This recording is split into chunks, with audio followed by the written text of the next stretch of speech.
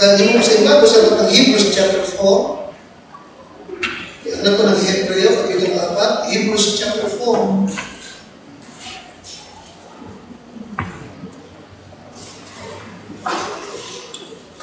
Hebrews chapter 4. Para kita mo na palapit ng ating anniversary, no? At alam ko naman ay schedule sa Batangas. Ready po, yung mga mahalagang okasyon na yan. At ready siyempre yung ating commitment. Sabi na Lord, na maabot natin po yung 500,000. Amen? Amen? Amen? Kasi po yung muling report ng ating finansa po, ang commitment ay higit 400 na. At yun po wala po yung ibang commitment po. At yung lubban din po ay yung makabahagi. Kaya masaya nga po, mapagkala po yung kalahan ng video para sa maging maluwag na maluwag sa atin. Okay, Hebrews chapter 4. At kung kayo pinaryan ay sundan niyo po ako sa talatang 2. Hebrews chapter 4 and number 2.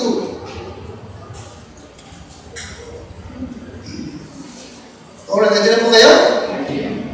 Now, sabi ni Pablo, for unto us was the gospel preached. Okay na kayo? Nakabili niyo po yun? Sapagat tayo pinangaralan ng gospel, gaya rin naman nila. Nakabili po yun? Nakabili po? Nakabili po? Yung gospel na ipinangaralan natin sa kanila, yung din ang inapangaral sa atin. Diba namin? Amen? Nag-iisa na kami. Katolik na yata po muna. Diba na? So, for unto us. Now, ibinibilang ni Pablo yung kanyang sarili at yung kanyang mga kasama. For unto us, the gospel preached. Okay? Naipangalan na. Okay, as well unto them. Sa atin, ipinangalan naipangalan ng gospel sa atin, gaya rin naman nila. Naipangalan sa kanila, yung naipangalan sa atin, ngunit hindi nila pinakibnabanan ang salitang napakinggan. Ibig ko na, inyong pagkukulan ng pasimulute, yung mensahe, itong salita ito ni Pablo sa mga Hebrew people. Sabi ko for unto us was the gospel preached as well as unto them. But the word preached did not profit them. Hindi ba kita? Okay? Sa atin, okay, nagkaroon ng pakinabang yung gospel na na-preach. Pero sa kanila, bakit walang profit? Ba't gano'n? Samantalang pareho din yung naipangalan. Yung ipinangalan sa atin, yung din na naipangalan sa kanila. Pero bakit sa kanila walang profit? Nakatibig sabihin? Ang Tagalog, walang pakinabang. Tayo may pakinabang na nakita. Ito pong question nito mo dito, ito po isang malaking katanungan, hindi para sa ating henerasyon lamang na ito. Nakikita niyo ito na po, na ito'y naging isang malaking question din, maging doon panahon ng mga apostol. Nag-iisang mensahe ang napapakinggan sa church. Isang mensahe ang ipinangangaral. At sa karamihan ay talagang yung mensahe ay nakikita natin gumagawa sa buhay nila. May pagkilos ng Diyos sa kanila. Nakikinig kayo sa akin? Nakikinig kayo? May pagbabagong nagaganap. May paglago ng pananampalataya. makikita mo yung nag-uumpisa silang naging matapat sa Diyos. Nagbabago. Nagiging mapaglingkod. Ha? Pero sa iba, walang profit. Nakinig po ako? Walang profit na nakikita. Ha? Now, ito yung in-address ni Pablo dito sa Book of Hebrews. Ha? Okay? The word preached did not profit them. Okay? Sa iba, may malaking changes. Dito sa ibang grupo, walang changes. Samantalang iisang mensahe, iisang salita ang naipangaral. Kaya, kung ating pepersonalin yung tao sa church, ay naitatanong mo, no, why preaching does not change you? Why preaching does not change you? Bakit sa iba, may pagbabago? Bakit sa iyo, yung preaching, walang pagbabago? Ang manalangin tayo, Lord, I have believed, Lord, sa paghahatid ng iyong pong mga salita. Lumilis ka, Panginoon, bago ka pa ng buhay, pagbigay ka po ng unawa, pagbigay ka po ng changes. And I pray with you, Lord, na inyong church ay patuloy mong alaguin, palakasin, patatagin, at bigyan mo kami lagi na, Lord, ng magandang palatoo ng aming buhay. Di lamang sa mga tao sa aming paligid, kundi naratigit sa aming mga sariling tahanan. Ang mga kabataan, may magandang testimony sa harap ng kanilang mga magulang. Ang mga anak, may magandang testimony sa harap ng magulang at ang mga magulang ay meron din magandang testimony sa harap ng kanilang mga anak. So, help my Lord, dahil may deliver ko yung salita ayon sa iyong kagustuhan. Sa pangalan po ng Panginoon Jesus. Amen. Alright. Nakakapuso tayo po, at I'm hoping na ito rin po'y magamit nyo, no, sa inyong paglilingkuran sa ating Panginoon. Ha? Alright? At sabi ko rin na, no, magagawin natin personal yung tanong, why preaching does not change you? Ha? Number one, tingnan niyo po muli sa talatang 2 at makita niyo that preaching cannot change your life if you are not faithful to church. Nakita niyo? Yes, preaching cannot change your life if you are not what? Faithful to church. Okay? Nasaan niyo? Nasa verse number 2. Nakita niyo? Nakita niyo? For unto us was the gospel preached, as well as unto them. But the word preached did not profit them, not being what? Not being mixed with faith in them that heard it. Nakita niyo? Yes. No? Because isa talagang walang mangyayari. No? Okay? Okay, gaano mang kakaliwanag yung pangaral, pero kung hindi naman tapat yung tao sa pag-doorstep, hindi sila lago. Walang pagbagong magaganap sa kanyang buhay. Nakikinig ka sa akin? Bakit, Pastor? Listen carefully. Okay. Because the pastor cannot preach everything people need in one preaching. Makalakas ka? Your pastor cannot preach everything people need. Tama, di ba? Amen? Hindi ko kaya i-preach yung isang pagsabi yung pang-umaga. Hindi ko kaya yun. Mamalit ako doon. Di ba namin? Kaya iba yung topic sa umaga, pero sinisigil pa sulat. Okay, ibang pa ng topic sa umaga, pero ito may kaugnayan sila i-preach ng umaga. Amen? Amen? Ibibigay ko ibibigay ko muna yung kalang paa. Mamaya yung kalang paa. Nakunin po ako? Amen? Balance. Okay? Kaya nga, and don't forget, mahalaga yung sermon sa umaga, mahalaga rin yung sa gabi. way is essential to changing lives. It's essential. Ay, hindi i-preach ng pastor kung hindi mo kailangan. Amen, guys, amen? Hindi naman tayo yung gaya ng prostate na basta maganda ito. Ito yung uso ngayon. Hindi tayo sa ganoon. Amen? Amen? Natutuhan natin na, okay, na ang nagpapalago, nakapatibay, sige po rin, ang nagpapalago, na nakapatibay ng church is what? Na expository preaching, na gaya ng sinasabi ng mga New Gen Church, kundi what? Topical preaching. Amen? Amen kasi? Amen? Okay. May mga klase ng preaching. Topical, biographical, textual, expository. Okay, apat na klase yun. Okay, ano ang pinaka-the best? Okay? Ano ang the best? Okay, pagsamasabay mo apat. May topical, and merong context, paliwanag mo yung text. Expose mo. Ano yun? Amen isa?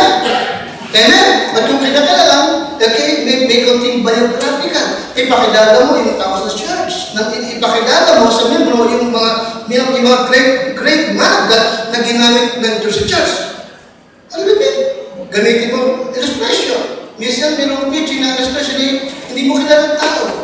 Nabasa lamang sa kung saan to. Okay. Sa mga doon parating ang makukuha mo illustration na hindi mo na bumili pa ng book sa labas. Amen? Amen kasi pwede nang kumuha. Okay, isipin naman kapag natutuwa natin na hindi dapat manalaig, okay, yung istorya ng salimutan sa istorya sa Bible. Yes, preaching cannot change your life if you are not faithful to church. Okay. Sino mang miyembro na pasulpot sa church, okay, they are missing part of the preaching that will change their lives. Pas umaga, iba yung sarili. Huwag natin yun. Kaya may mga naging bisita tayo, nagaling sa ibang simbahan, nagtataka sila lagi, di ba? Bakit meron pa palang gabi? Kakalagay pa naman, yung preaching sa gabi, parehan din ng umaga. Kasi yung conservative, yung dating baptist sa Kapitolyo, isang preaching na yun. Kasi hindi sila nag-expect na babalik yung tao ng paggabi. No, hindi dahil gano'n. Alright, sinanay ka na miyembro, magtatutunto na, dumula ka ng sikapin mo makabalik sa gabi. Kung wala ka na mabigat na karamdaman. Amen? Amen guys na? Again, if someone only comes to one service a week, they are missing the other message that God would use to help them grow as a believer. Laging merong layunin ng church. Laging merong layunin ng Diyos sa bawat mensahe ipipreach. Lagi sa merong layunin. Ano kaya layunin? Pagbabago mo, paglago mo, at pagbubungan mo.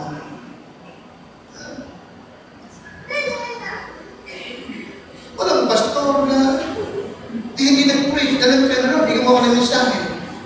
Lord, help me, Lord, madigay ko yung ano bang kailangan ng miyembro ko sa kasalukuyan.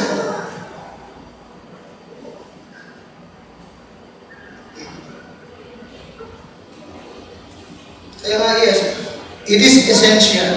It is vital to be at all church services because bawat services has another spiritual nutrients. Okay, upang ang Kristiyano ay maging malusog, matibay at victorious at mapaglingkod sa Diyos. Ang Hebrews chapter 5, Hebrews 5, 12 to 14. Tandaan mo natin, every church services are designed for spiritual growth. Every church services, umaga, gabi, prayer meeting are designed for spiritual growth. Hebrews chapter 5, 12 to 14. Hebrews 5, 12 to 14. Alright, nandiyan na kayo? Abante ng konti, chapter 5:12. Ready? For the time, you ought to be teachers, you have need that one teach you again, which be the first principles of the oracles of God, and are become such as have need of milk and not of strong meat. For everyone that uses what? Milk is what? Unskillful. Ano unskillful? Hindi profitable. Hindi ka pakipakinabang in the word of God. Righteousness. Bakit? For is what? Kita mo? Ibig ng Diyos, iwan mo na ang pagiging babe. Ibig ng Diyos, iwan mo na yung puro gatas ka lang. Ibig ng Diyos, dumating ka sa punto na kaya mo na kumain ng patigas. Aliwanag ba? Na paano ka darating sa punto na kaya mo nang kumain ng matigas at iwan mo na yung gatas lamang? Paano? Okay, di ba? O, anong paraan? Faithful church attendance. So, kaya, preaching cannot change your life if you are not faithful to church. Amen?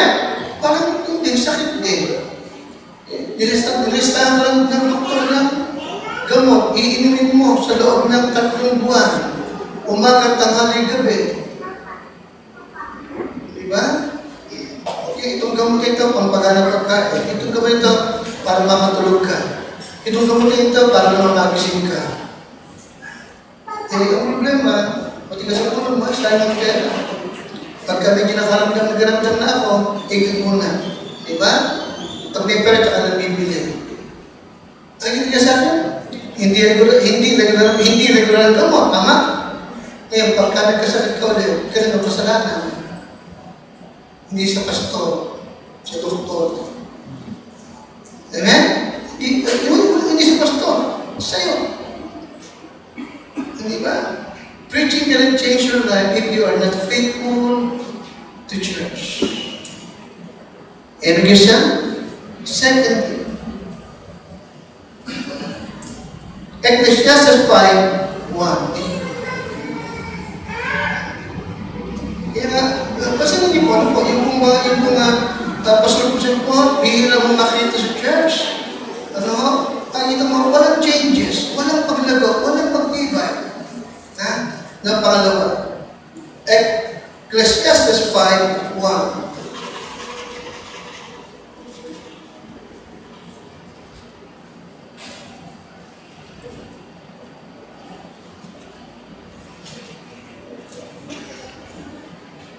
Nakita na po ninyo? Tayo po lahat, sabi sa bayo, ready? Basa. Keep thy food when thou goest to the house of God and be more ready to hear. Kaya, pag nasa house of God ka, anong dapat? Be more ready to what? Yes, be more ready to it than to give the sacrifice of food, for they consider that they do what? They do evil. You see, ano nakita? Pag nasa house of God ka, hindi ka ready makinig, kundi nagkukwento-kwento ka, you are doing, anong ginagawa mo? Evil. Ano pinapakita? Pag nasa house of God ka, be more ready to what? Alright. Pangalawa, nakita mo, why preaching does not change you? Preaching cannot change your life if you are not listening. Bakit walang magbabago sa iba? Anong dahilan? They are not what? They are not what? Okay, they are listening. Ha? Eh po, nasa church naman na. Oh, nasa church. You see, nasa church. Pero, but then sa crowd, sa bawat churches service, who are physically present, but they are not listening. Hindi sa pag nasa loob, nakatingin, ay what? Ay what? Nakikinig. Parang yung anak mo, sinasaya mo lang yung anak mo, pinagagalito mo, tinuturuan mo. Nung tinanong mo, ano sinabi ko? Ano ba yan? Tama ba?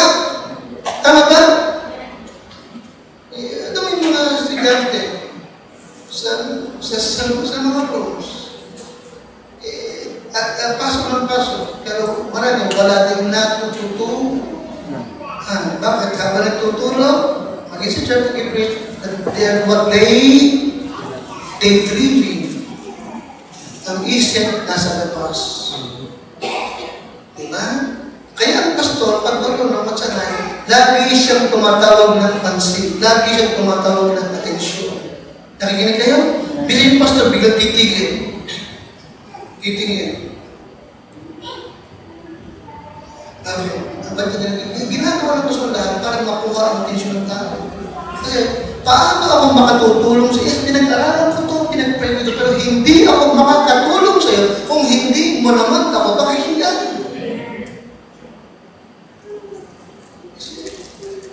Preaching cannot change you that if you are not listening.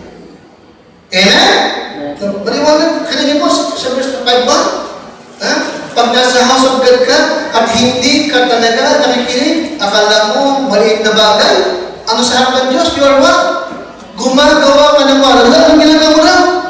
O gumagawa ka ng kasamaan. Ingatan mo ang iyong paa pagka ikaw ay nasa bahay ng Diyos. Sapagkat ang paglapit upang makinig ay higit na mas maigit kaysa magbigay ng hain ng mga mamang. Nakita mo?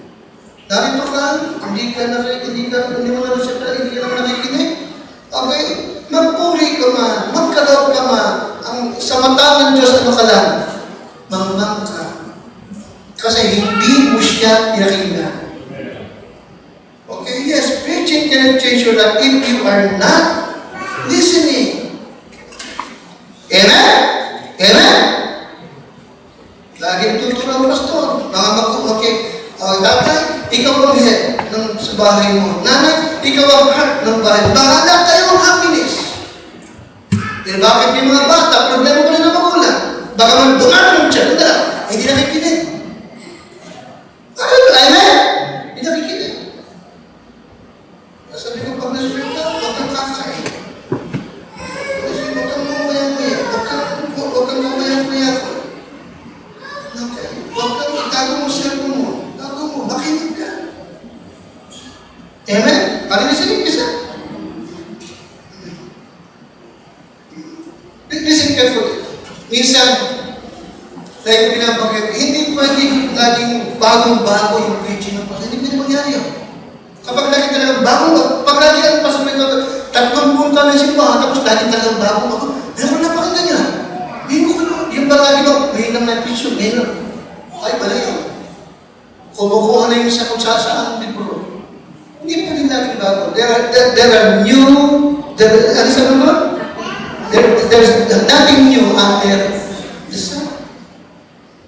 Diba namin? Maging sa buko 1 Peter, 2 Peter, remember? Ilang ulit ginamit ni Peter sa tan, remember? Amen? Amen? Yung naituro ko, ituturo ko rin sa inyo. Hindi ba?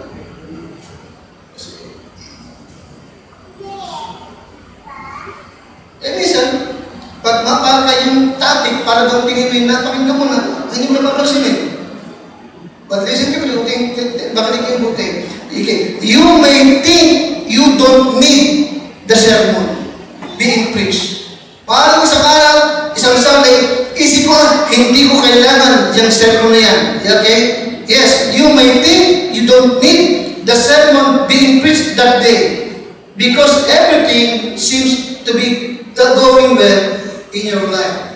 Maring, hindi ko kailangan yan. Kasi, okay ka. Wala kayong problema ngayon. Diba? Okay? Wala kang pagsubok ngayon. Okay, you see, kaya hindi mo kailangan. But yes, but you will need that sermon Sunday. Kailanganin mo. Okay? Kaya nga, kailangan natin pare-pareho kapag nasa church ka rin lang, listen. Amen? Makinig ka. Yes, tama mag-offering. Tamang purihin mo siya, tamang aminin mo siya, pero bago magbigay ng lahat ng yan, makinig ka muna. Are you with me? Are you with me? Makinig ka muna.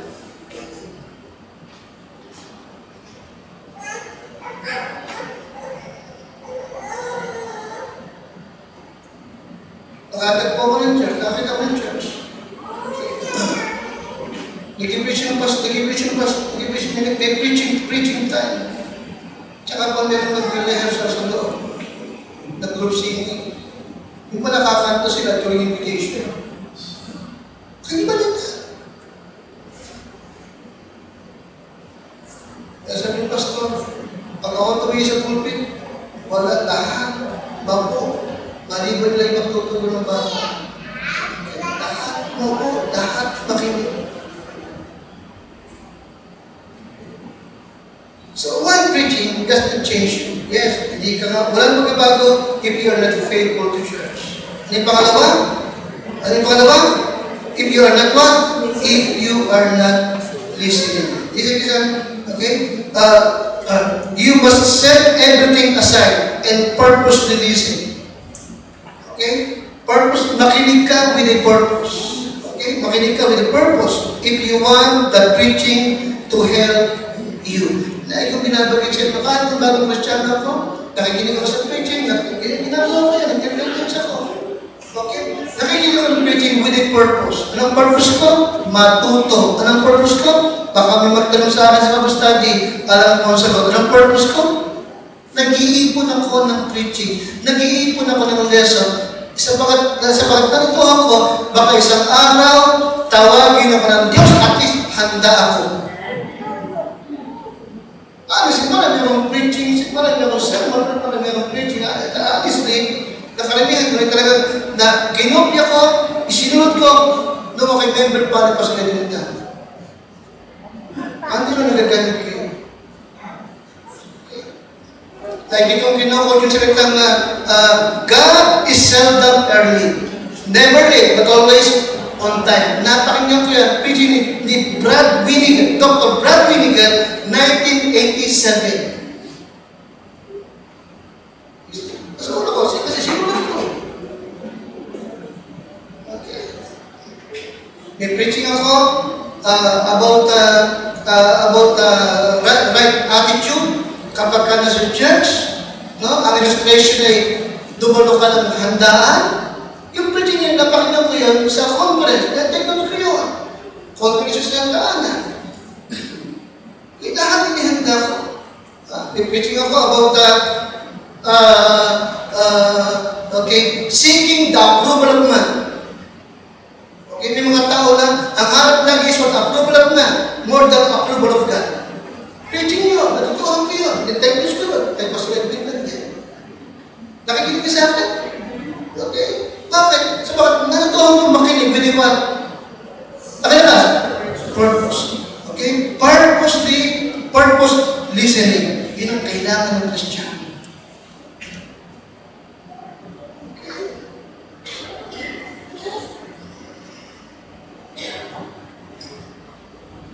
Kaya James 1:19, kaya nga pagka-preaching time, be swift to hear. Amen? Be swift to hear. Maging maliksik ang makinig. Okay po, James 1:19. Hindi ako para mag-trust doon sa akin. Memory. Makakalimutan ko yun. Kaya nga, nag-techniques ako, okay? Sabagat alam ko na ito yung mensahe ibinigay ng Diyos sa nangangaral. Kaya gusto kong kunin. Okay, gusto kong mag-aralan. Gusto kong gamitin. Okay, James 1:19, wherefore, my beloved brethren, let every man be what? Swift to hear. Ito yun? Slow to speak. And what? Slow to wrath. You see that? Anong swift? Yun yung ibon na maliksik lumipad, matulig. Amen?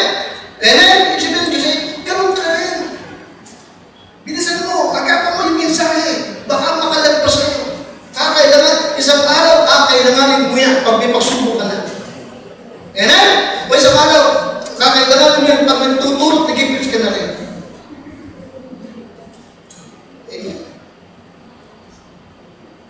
Higit sa lahat, it will change your life. Again, Christian, nakikinig ba kayo? Ganun? Don't just be physically present during preaching time. Don't just be physically present during preaching time, but be attentive. Focus. Listen to the preaching so that the Holy Ghost can give you what you need. Pakalakas nga? Don't just be physically present during preaching time. Okay? Amen? Huwag yung nandiyan ka lang. But be attentive. Ano yung sabi attentive? Focus and listen to the preaching so that the Holy Spirit can give you what? Can give you what you need. Amen? Again, hindi ka bibigyan ng Espiritu Santo ng kailangan mo kapag hindi ka talaga attentive. Kasi evil, di ba?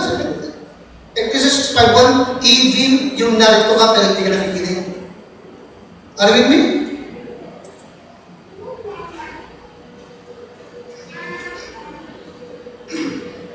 Kaya anong kailangan? Kaya listen understandingly. Secondly, listen attentively. Focus. Ano sabi ko? Listen understandingly. Habang nakikinig ka, unuwain mo. Maliwanag ba? Ano yung pangalawa? Listen attentively. Attentively. Nakafocus ka. Amen? Focus. Okay? Para magawa mo yan, pray to God for the pastors and every members of the church. Higit sa sarili mo. Pray. Pag-pray mo sarili mo, ang pastor, pag-membro. Okay? Nabigyan ka ng Diyos ng understanding heart, teachable spirit, at baguhin ka. Kaliwanag ba? Amen? Then, pray to God. Pangalawa, prepare. Prepare. Ang sabi ko, una, pray. Pangalawa, prepare. Ihanda mo ang iyong sarili. Prepare. Kaliwanag ba? Okay.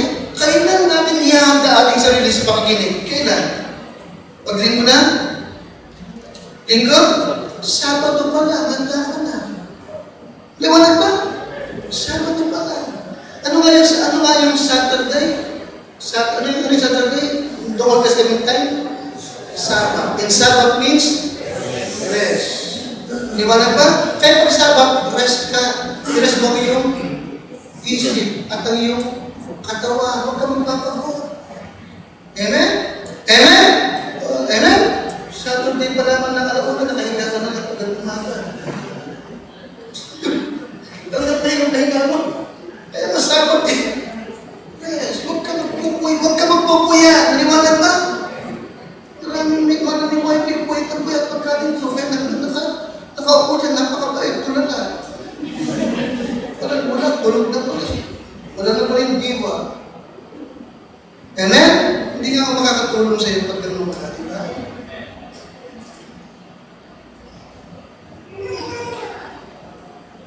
Isang maganda lang, Acts 17:11. Nakita mo yung Berean Christian, tinawag ng mga noble.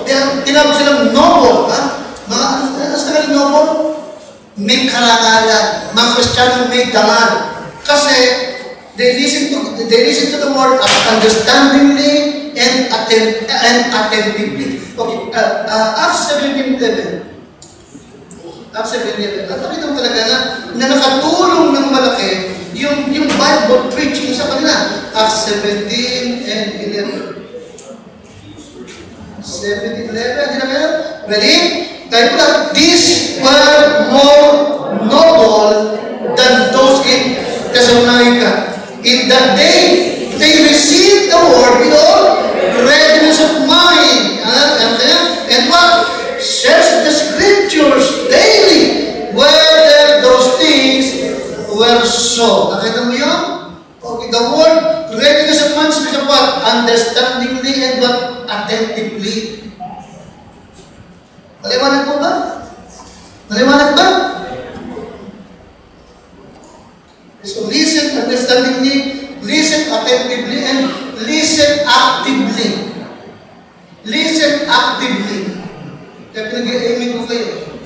Diba? And listen humbly. May kababaang loob. Slow to Okay. Swift to hear, slow to speak, and slow to wrath. Amen? Listen humbly. Diba? Okay. Tinatanggap yung salita na may kaamuhan. Kaya nga sa iba, pag di mo sa iba, walang prophet. Bakit? Sapagat walang halong pananampalataya. Aking talata? Kung mabalikan nyo, for unto us was the gospel preached, as well as unto them, but the word preached did not profit them, not being mixed with faith sa kanila na nakapakinig. Kaya why preaching does not change you? Yes, hindi, wala ang pagbabago if you are not faithful. Secondly, if you are not listening. Thirdly, you need faith. You need faith-filled preaching to change your life. Okay? You need what? You need faith-filled preaching to change your life. Now, sa lahat ng nagpipreach, pastor man yan, preacher man yan, Sunday school teachers man yan, okay, that you need faith-filled preaching to change your life. Ating to. Okay? Alam na ba kita? Okay, yes. It is vital. It is essential that every preacher preach with faith. Okay, po ka? It is vital, it is essential that every preacher preaches with what? With what? Alright. Tatayo ka para mangaral ka na may pananampalataya. Gawin mo ito na meron kang faith. Faith, what? Faith that the message being preached will change those listening. Yan po yun. Meron kang faith. The Lord, help me na sa aking paghatid na yung salita, makapagdulot ka ng revival. Makadulot ka ng paglago. Makapagdulot ka ng pagbabago ng buhay. Amen, Christian? Amen? Kasi di ba sabi ko, anong type ng preaching yung higit na nakatutulog? Tapi ka, di ba? Tapi ka, para sa pero yes, may topic ka, pero nasa loob, yung textual, expository, ano pa, biographical. Meron mga sa preaching na, type of preaching, testimony. Diba? Testimony. Okay, you see? Pero, the best, pagkakaluhaluin mo. Nag-preach ka ng topic ka, meron ka sariling testimony, personal mo naranasan. O, di ba? Okay? Is para makatulong. Of course, hindi siya na, i-deliver mo ito ng may halong ako? May halong? Oh yes, may halong faith, di ba? Bakit hindi na reputable sa mga nakapakinig? Anong pinagyan? Not mixed with what? Bakit walang prophet sa iba? Not mixed, Oh, okay. Yes. Okay. Oh, yes. Okay. Not being mixed with what? Nakita mo? You see, may halong faith. Merong faith. Amen? Kaya sabi ko, pagka Marvin or Kenneth or mga tuyan niya, okay, pag nag-preach ka tungkol sa prayer, siguraduhin mo na pag-pray mo, pagka-pray mo yan, yung condition na hindi prayerful, ay maging prayerful. Amen? Pag hinamon mo sila kung gaano kahalaga ang Bible, ang personal Bible reading, be sure na pagka i-pray, na pagka-i-pray mo yan, dahil sila may maging tapat na magbasa talaga ng Bible. Pagka i-pray ba kung wala mong nangyayari? Amen? Parang yung mangyayari ang kailangan. Mixed with what? Yes. Di ba? Kaya yes. Okay, you must preach with faith. Amen?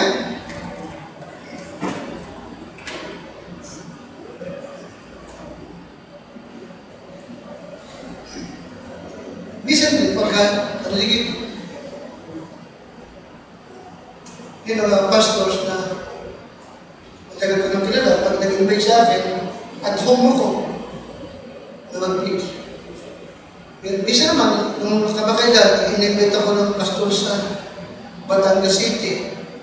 Kilala ko siya matagal, pero mas matanda sa akin, kaya hindi ko ganun, kaya medyo kabago ako. Hindi, matanda siya mga, may 47 years ng church eh. Of course, medyo kinakabahan ako, pero ano yung prayer ko, tsaka kiniklaim ko yung 2 Timothy 4:2, Lord, sabi mo sa akin, preach the word. At sabi mo na, Hebrews 4:12, the word of God is quick and powerful and sharper than any two-edged sword. Kiniklaim ko yun. Ano yung faith ko?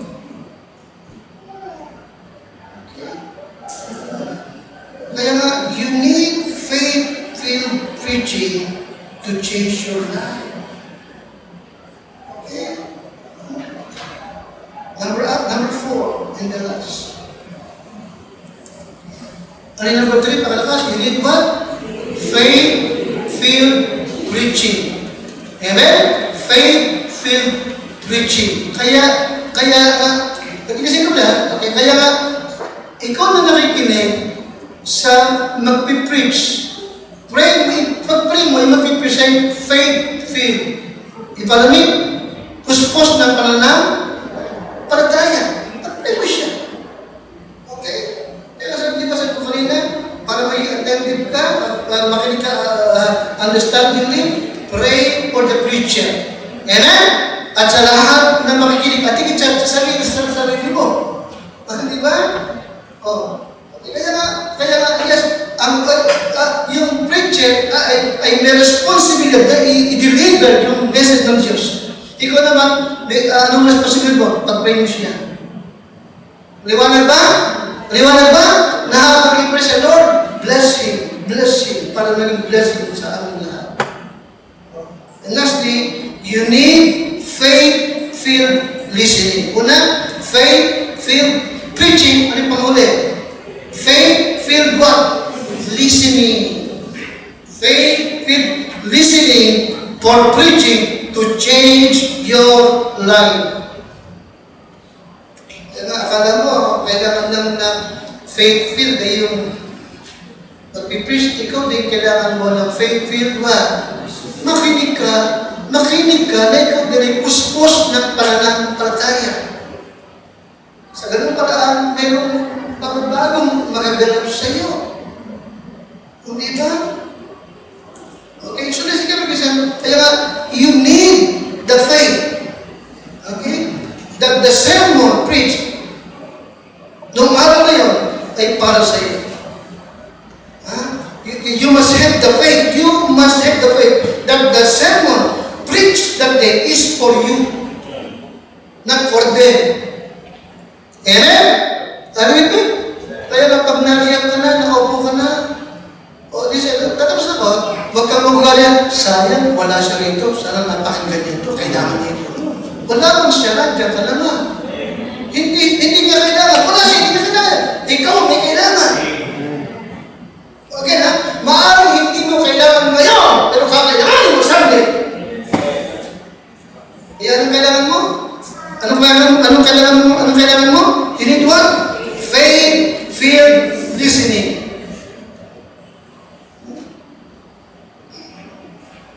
You must come expecting God to speak to your heart.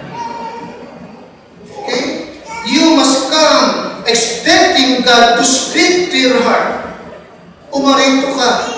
Umarito ka na talagang meron mga expectation ng Diyos ay mangungusap sa iyo. Amen siya? Amen? Kaya sabi ko lasan, hindi mo ba? Listen when God speaks. Makinig ka kapag ang Diyos ay nangungusap. Nangungusap siya kapag ang kanyang salita is ipinangangaral. Paliwanag ba? Binabasa. Titinuturo. Amen siya? Amen? Kaya last Sunday, kung ba siya connected? Tama? Okay, last Sunday ba? Meron preaching about what to bring to church. Natatanggap ba yan? Noong 2019? Last Wednesday lang yun eh. Ay, nag-isa? Connected, hindi ba? Okay, kaya nga, anong dapat mong dala pag papalito ka? Bring joyful spirit. Amen? Bring the right spirit. Ano yung spirit? Joyful. Ano yung pangalawa? Serving. May pangatlo? Submission. May pagpapasakot. May pagpapasakot. Okay? The Lord, ako yan. Akin ang mensahe yan. Kailangan ko yan, Panginoon. Nabibig siya? Palaguin mo ako, patibayin mo ako. Amen?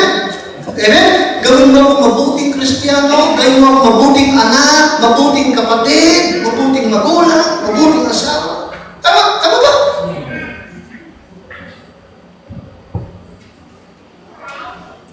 You need faith-filled listening. Amen? Sa ganun paraan, mayroong pagbabago sa ating buhay. Tumay po tayo lahat. At habang lahat ay